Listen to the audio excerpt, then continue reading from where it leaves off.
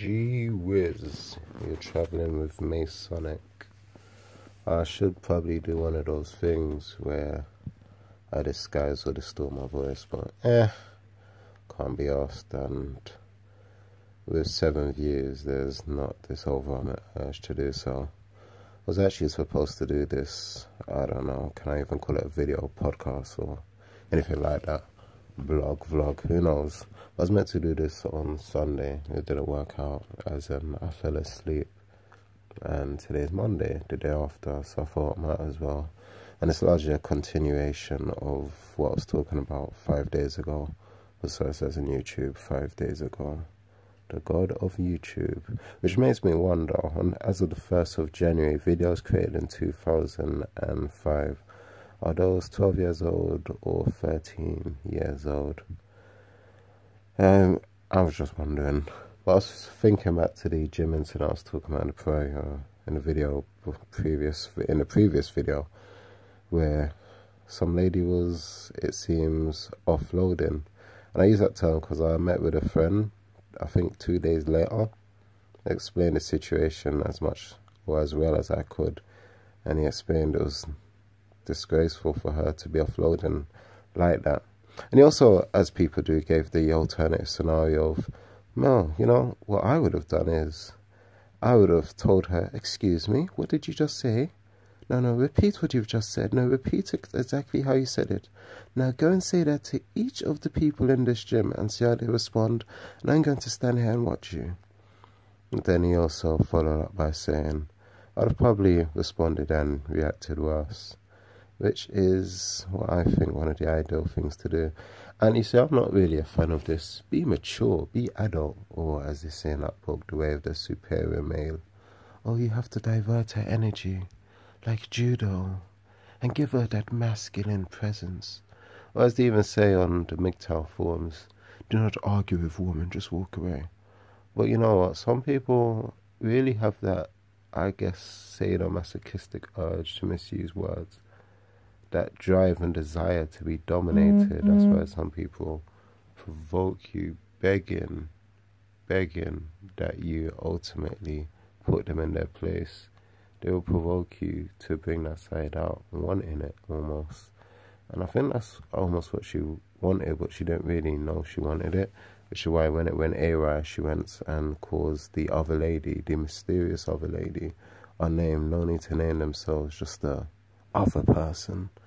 I don't know, some type of conceit. But being a black male, as it were, which means victimhood, vulnerability, and violence I receive, as it were, I thought, you know what, this ain't really made for me. But that's where I wanted to pick up in this short tale. And I figured as well, it's interesting that people actually listen to stories, because I went to the art centre in Seven Sisters, and there was a storyteller or agree, and I thought, oh, that's dry. Who's going to stand up there and listen to a story? Then I was thinking, people actually go to comedy to listen to a story.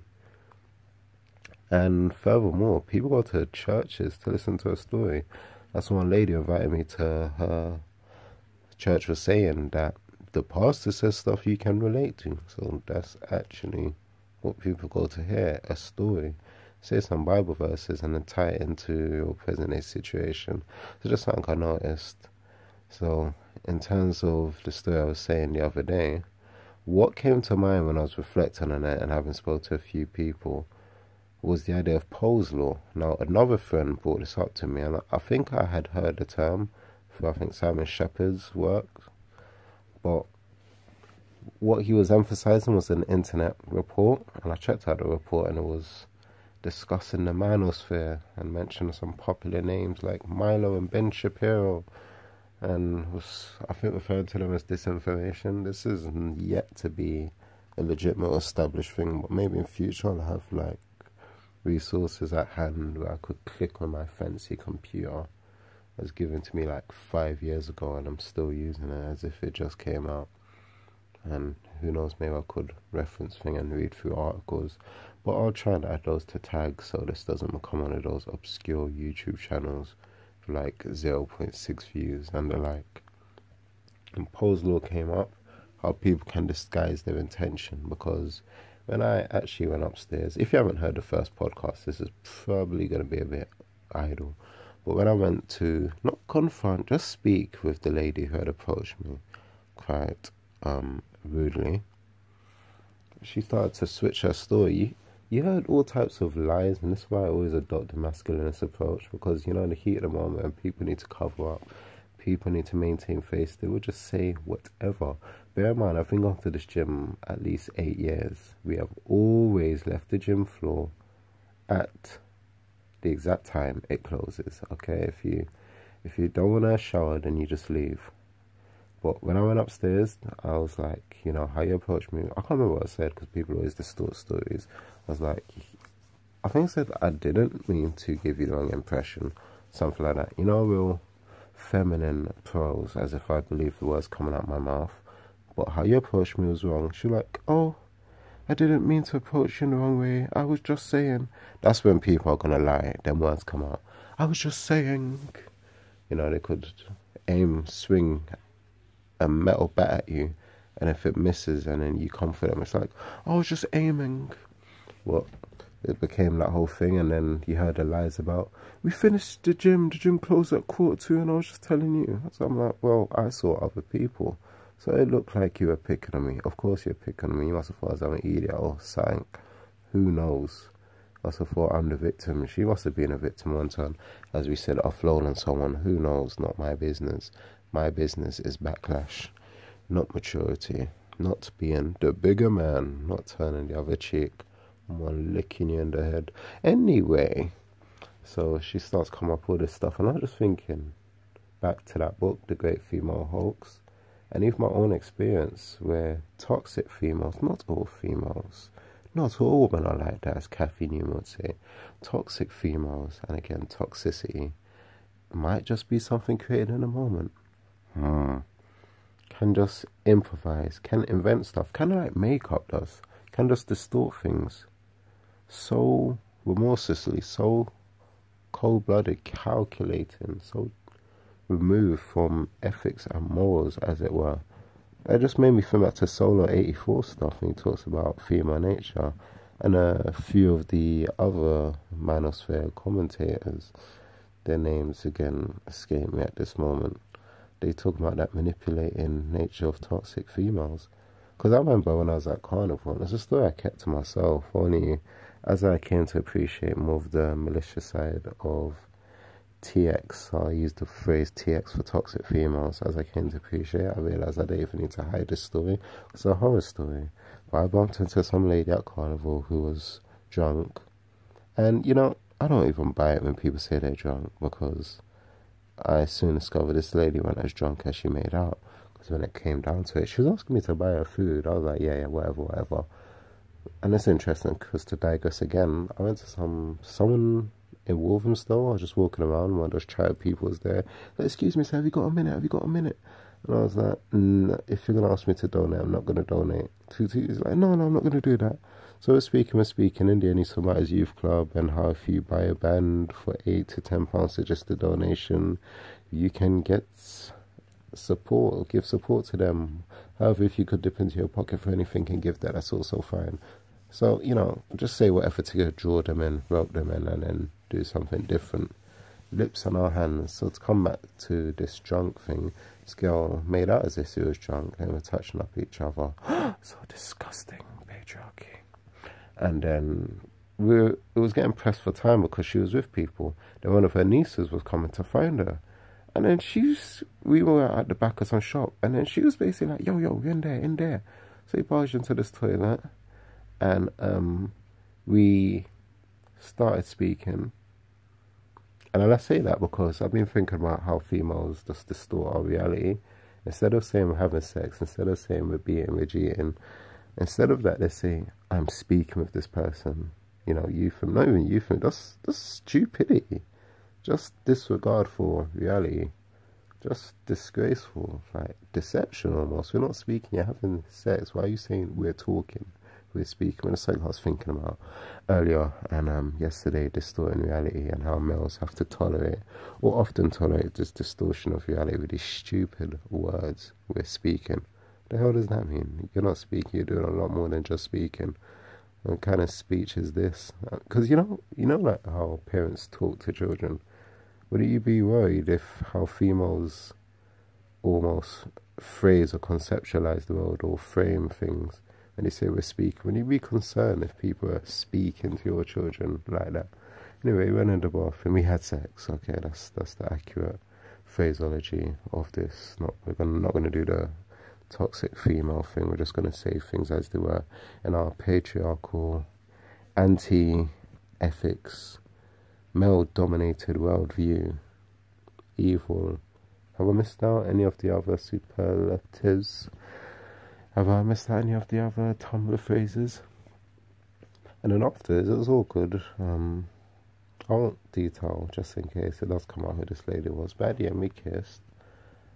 And then tutus, who's outside? Her niece. And then she's like, oh, don't worry, niece, nothing happened, it's okay. Oh, yep, that drink wore off real quick, that drink was off yet again. And then she was like to me, oh, stay there, the police. Yeah, what she say? You said her cousin's outside. Yeah, he's gonna go soon. So that I was like, okay, here we go. So I just stayed in the bathroom. And then tutus, I heard police outside. I was like, oh God, here we go. Then she comes back on some, oh my God, why did you do that? After telling her niece, actually, if I remember, nothing happened. She comes back like, why did you do that? You know I was drunk. Who are you? How could you do that? Who are you? Explain, where are you from? Blah, blah, blah. So, police are around the corner. I'm like, here we go again. I am a victim. I'm a hostage. Whatever she says, their word. Patriarchy. So I'm like answering all her questions, full interrogation mode. Just messed up a beautiful beat. Everything was so perfect. It was one of the best sessions ever. Would have went down in the history. What, maintaining face, she could invent things on the spot. Remember, this does relate to the gym story. We get there. Coolio, don't be alone. And then after she like, I hope this never happens again. This will never happen again. And just leaves. And I thought, wow, you are such a brilliant actor. Because when I was inside you like 5 minutes ago, you was loving it. And matter of fact, the way you're... Well, yeah, you might find out who it is. So I can't detail that too much. They might do an R. Kelly and step forward in the future. Like, he twisted my arm in the bathroom and violated my sanctity. It was my first time. And my niece witnessed it all. She was there filming with a video camera in the complete darkness. Who knows what they come up with. But back to the gym story. That's what she did. The woman on the floor said, we always close at 1:45, despite the fact I've been coming here for 8 years. I don't think you know that. Because you're so eager, so desperate to maintain this image of yourself as angelic. Remember, females are just below angels, males are just above animals. You will say whatever. Reality does not matter to you. It's not even lies. It takes a whole different meaning. Which ties into something else, because I was listening to another thing. I think it was a girl or a podcast, but they were like, I think I initiated it if it weren't a podcast, and like when you have sex, and it was something like, oh, when it's natural and right. No, it weren't me. It was two things. At church, I was speaking about this actually, and I was like, so have you never had someone say, let's have sex? And she's like, no, it just happens. You just know. And then I think I was listening to a podcast, and the woman was talking about encounters, and she said, when it's natural and right, she does it. And that's the kind of thing I got from that thing, the way the superior male. I think it's not David Dana, it was the other one. I could look on my phone, but I'm recording, so it won't work.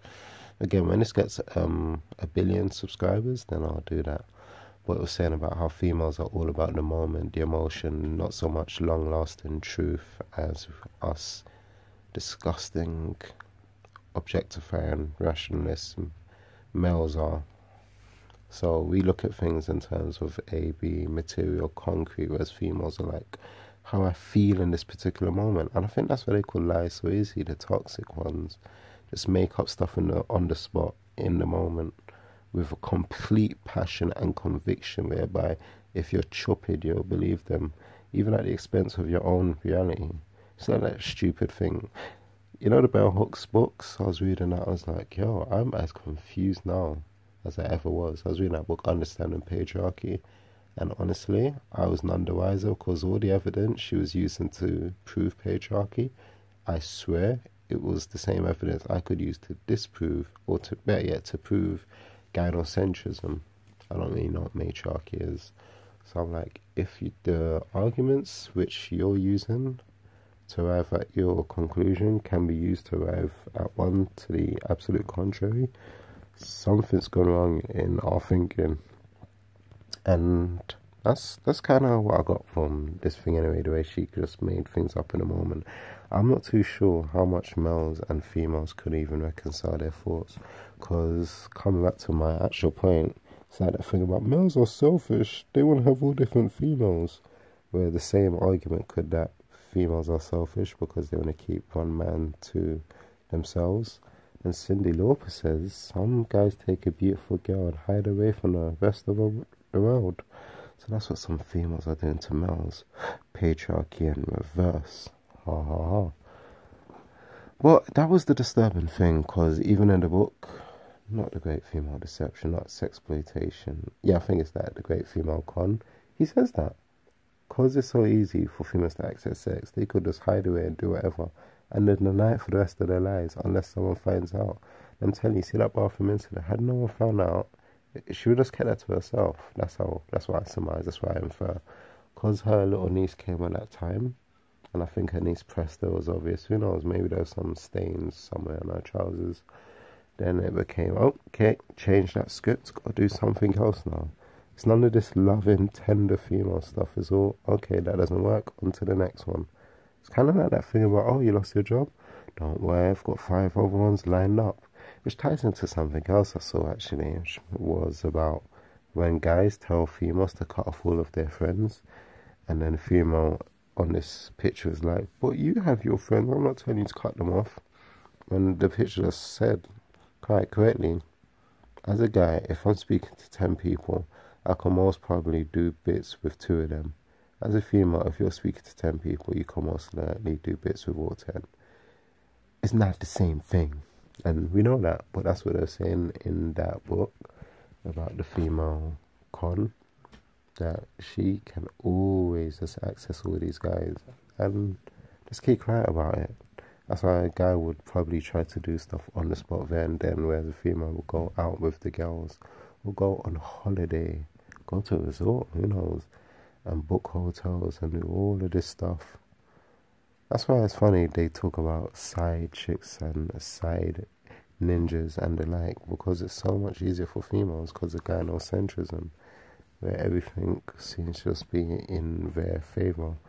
And I think as well, that's where I was going with this, I think that's why they become so privileged, because they know so much works for them. They start to make these most amazing claims. Well, he's got to get a haircut every 2 days, or he's got to drive 3 cars at once, and he's got to have owned his granddad's house, because when everything comes to you, when you never have to say, when you never have to do the asking, when you really get told no, that's when you could start to develop these highly inflated ethics.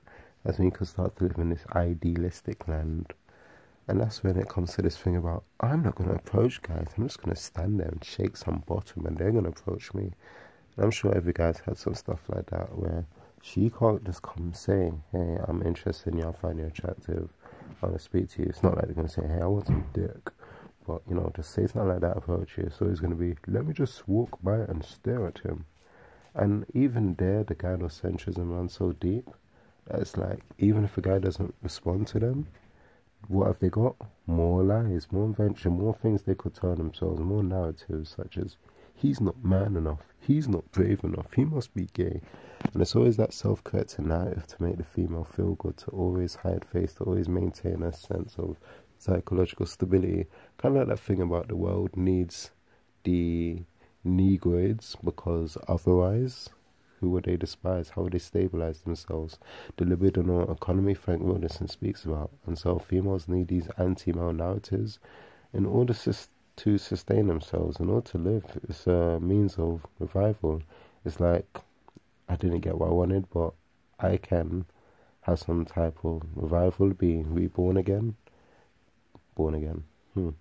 because I have this thing I tell myself, and it gives me energy every day.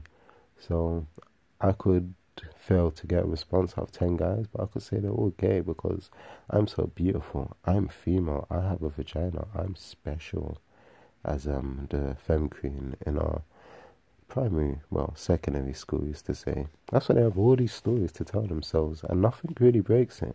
As a female, I don't think you really have to break it because you have a vagina. You always have these weak, programmed males falling over you. Kind of like how I said weak as a narrative as well. Males are programmed to almost just admire, worship females through television.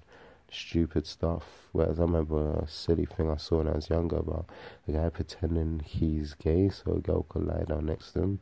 Then he runs out to the bathroom and beats himself off. Ha ha ha. You know, but again, reinforcing that message that females are above you, that you're inferior to them, that you should be happy just to be beside them, that their vaginas are so spectacular. Whereas your eeny weeny penis is disgusting. And even that, I saw something that said, I don't have dirty thoughts, have a sexy imagination. I'll speak to some girl who's probably wants to G people, and she's like, oh, you're so dirty. Whilst, 5 seconds later, talking about more sex stuff with me. Well, I was like, what's dirty? What's dirty about being? I don't get it. Like, I paused there, and she couldn't explain. It's like the other day, I bumped into one girl. I was like, yeah, I'm liking head to toe everything that I see here. Yeah, I want some of this. And her friend was like, you're disrespectful. She's told you she's got a man. And I had to pause. I'm like, what's disrespectful? I like what I see. When you see something you really like, you should go for it. I really desire this right now. What's disrespectful? The friend gave me that blank stare like, uh-oh, program out of memory. And that brings me to another discussion. Not even discussion, I put out some anti-fem comic. And then some coon, language blip. Some girl I worked with in the past popped up on the WhatsApp and was like, I can't believe it. Someone who's so enlightened, someone who has such progressive race politics would not understand the female struggle. And she gave some lame examples. And so, the funniest thing, she gave 3 points about, would you not agree females are oppressed financially, economically and socially? She said 3 points anyway. And it just so happened in Chinweizu's Anatomy of Female Power, he rebuts those 3 points. So I just screenshotted the page from his book and sent it to her. Or now I am still waiting for a response. If anyone knows what this lady's doing, could you just nudge her? Could you give her a ping? Could you give her a BBM alert? Tell her just to get back in touch with me. Because, yeah, I'm still waiting on that response. I think I sent her some subsequent things. Still no response. So sad. Even went to one of those Lansdowne debates actually. Mark Rory, I think the name is. They were talking about feminism, saying about the female struggle. I sat down amongst 6 females. So I made a point earlier during the debate about females have never had to go to war. What is so dangerous about their lives? But they tutus, they came and spoke to me afterwards and they're like, oh, you know that point you made? Yeah, it's good, I've never had to think about it. Yes, us females, we don't have it that bad. I mean, it's actually worse than that. We'll have to save face for them, as it were. But again, when you're so padded, so insulated, so protected, you don't have to think through stuff. And it's not the thing about females cannot think. It's just you don't have to think about this stuff. And again, it's not the other way as they talk about in the cows, where it's like, white innocence, I just don't know. It's more a thing of, you don't want to think about this stuff. That's why, and that's where the point I was getting at is, until you're like 40, until you can no longer paste over those cracks with the filters and the like, when the younger ones are vying for your attention, that you actually have to think, oh my gosh, I haven't got the looks no more, time for the books, or, oh, ain't got that sugar daddy, oops, I can't sell this at the strip club no more. No, not strip club, escort, playground, as it were. Then it sets in, it's like, now I need to do some thinking. I can't just get by my body, I'm actually going to have to use my head. Whereas I think guys, have to kind of, until we get a body, use our head, or use our mouth a bit more. Started a joke about a male prostitute. Don't worry, baby, I'll speak to you all night. There's another interesting thing I heard feeding off that, is it said males fake interest, females fake orgasms. I really like that, because there's that other thing about if you slide it in and she doesn't gasp, go home, you're not the one. Oh, that was painful, people, I felt that. So to get back to an unknown point and leave us in a point of tension, there's one more thing. When ladies, this is for you, for my female subscribers, which is like none. Next time you have sex, just lie there. Don't make a sound. In my fact, as he's penetrating, you pick up a book and just start reading at the same time. Destroy his confidence. Or just, when he's finished, when he's calm, just ask him, is it in? Games people play. But it's so bizarre, females are just padded from all these things. That's why they do stuff like just stare at you. If he's a man, they come over. And it's like, what's the other one? Do stuff with your voice, intonations. When I was even leaving one dance thing together, like, bye. I was like, yeah. Because it's boring. It's boring, that's the truth. It is boring, and I think if guys are honest with themselves, they say it's not only boring, it's draining. If you're not draining me, you're draining me. And all of these games, instead of just approaching males and they're saying, look, I'm interested in you, let's just see where it goes. All of this is like, let me do a ploy, let me do some type of gimmick. And why? Because you don't want to get rejected. Why don't you want to get rejected? Because it's concrete. Something concrete doesn't permit that feminist interpretation of reality. Doesn't permit you to give that mystique. Rejection is so set. It's like, I can't tell myself a narrative, that story no more, that mythology, I can't maintain it no more. So I have been rejected, I asked for something, I didn't get it. Females don't have to do that, they don't have to live with that like males do. We have to approach, we have to do stuff. Female just has to be, just has to exist. Whereas we have to kind of do stuff. And it's not necessary, I mean, there's that thing about, they were talking about having a killer instinct. I think, not whole lipsism, I think it was one Mills was talking about that, where you kind of just have to do things. But with males, it says something like the egg doesn't go to the sperm, but that's nonsense, because I'm sure every guy, or if they're at least decent or attractive, has been approached by a female, like straight up, she would just approach you. And if she's not saying exactly what her thing is, she will, for the most part, set pace. And again, they might still leave a lot of room for you to have to say something, but they will just step to you. I get what Mills, I think, was saying about she needs to feel you desiring her. But again, there's the other play about why females are so long. Because there's also the thing about once you want them, you're no longer a challenge, so they're no longer interested. That's why they like guys who are not available, because guys who are not available are busy and doing their thing. I don't want to say on your purpose, and they're like, oh, it's a bit corny, going down another path. But guys who are about their thing, who are on duty, and that's what appeals, because one, they see females are so abundant. Two, they have so many options and see that in their element. There's all of this gynocentrism. I think it's designed to take guys out of themselves, to draw them away from their element. I think that's why Alan Rajakai, who I will stick with, had so much appeal. It's not he's saying something new, it's like the deja vu. He's reminding you of who you are, which is ultimately the purpose behind all of these, to remind males of who you are and to go through the deceptions, because we don't have fathers, we don't, which is funny, because when that girl got boxed in McDonald's, I saw something like, currently males, is this what you're raising? And it's like, males raising? When do males get access to their children? So being raised by females. But again, one piece of evidence which could point in another direction being used in one correct to the contrary. Well, I realise it's coming to an end. I'm trying to keep this to a minimum like 30 minutes. I'm not even sure I'm going to go next with this, but I'm just glad that I could finally air it and express it. I need to get some sleep because, you know, still trying to grow my not even ding-a-ling, just a ling. Need to get it to that ding status, people.